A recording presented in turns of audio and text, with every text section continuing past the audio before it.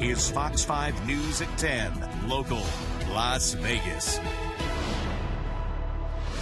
July 1st, 2001. A homeless man named Duran Bailey was found brutally murdered. Someone left his body in a dumpster across the street from what is now the Palms. An 18-year-old was found guilty of that crime. The family of Kirstin Lobato and her supporters maintain it was a botched police investigation in which DNA was never tested, leads were never followed, and more importantly, the family says the savage killer or killers are still out there. Now, more than a decade later, the family is still fighting to have more than a dozen pieces of DNA found at the crime scene tested, which they say will prove Lobato is innocent. Their fight now sits before the Nevada Supreme Court. We do want to warn our viewers, this story contains graphic content. Fox 5's Cindy Lunderberg has our investigation guilty until proven innocent. Kirstin Blaise Lobato has sat here at the Florence McClure Female Prison since 2002, despite there being no physical evidence tying her to the murder. So how did the 18-year-old get convicted of the crime? July 1st, 2001, Diann Parker says she was raped by a homeless man named Duran Bailey. Parker lived at the Grandview Apartments with her boyfriend Stephen King and also spent a lot of time with men she referred to as the Mexicans. According to her statement to police, Parker told her friends that Bailey was going to kill her. Police didn't do much in the way of investigating. Had they just investigated that rape a little bit more, maybe he never would have been killed. This is a transcript of her conversation with police. After the rape, Parker asks police to do something, and at the end of the conversation, the officer tells her, "You gotta do what you gotta do to keep yourself safe." Less than a week after Diann Parker is raped, Duran Bailey turns up dead. This is where the body of Duran Bailey was found. It was found by a man completely covered in trash behind this dumpster. Where we are right now is about 100 yards away from where Diann Parker lived. Las Vegas Metro Police officers Thomas Towson and his partner James LaRochelle are assigned the case. So law enforcement goes to the scene of the crime, sets up a barrier to protect the integrity of the evidence. And there are a number of people from the surrounding apartments who came down there, one of which was Diann Parker. Steve Moore, a former FBI agent with more than 25 years' experience, became involved in this case after learning about it.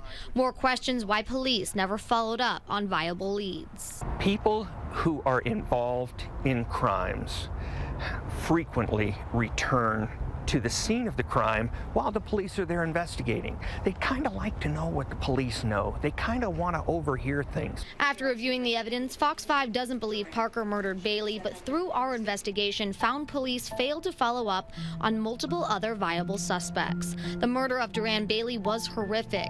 Bailey was beaten, his teeth were knocked out, he was stabbed, he had his rectum cut, and his penis was severed.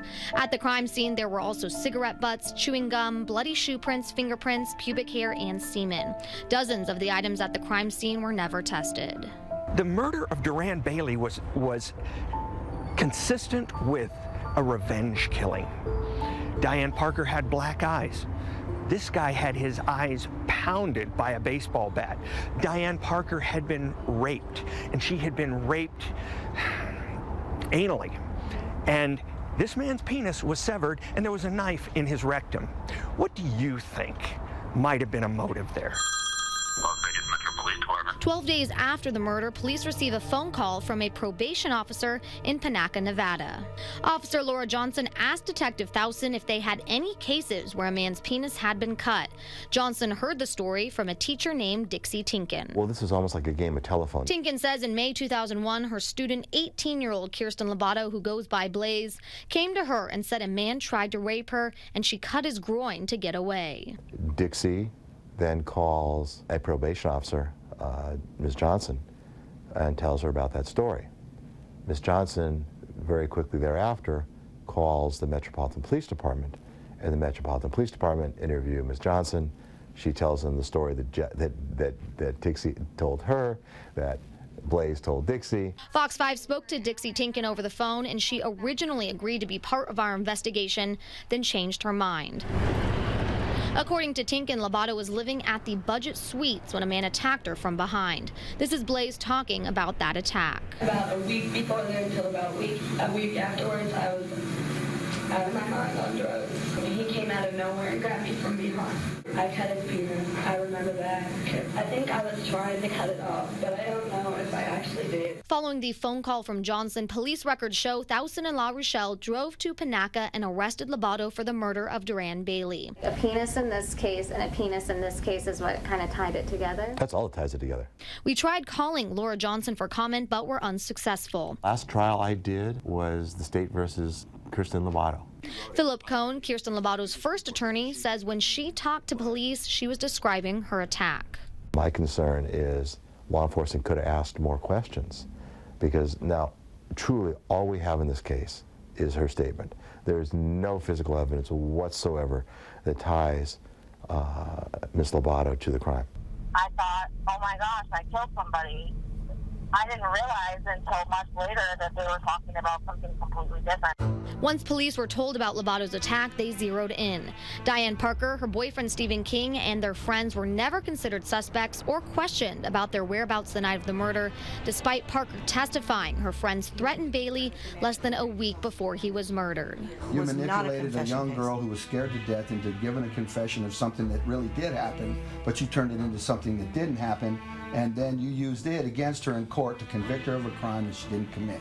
That, to me, is horrible. Lobato is charged with first-degree murder and necrophilia because police say some of the injuries happened after Bailey was already dead. Her trial began May 2nd, 2002.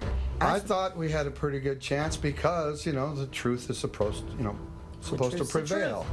You know, I've always believed in the system.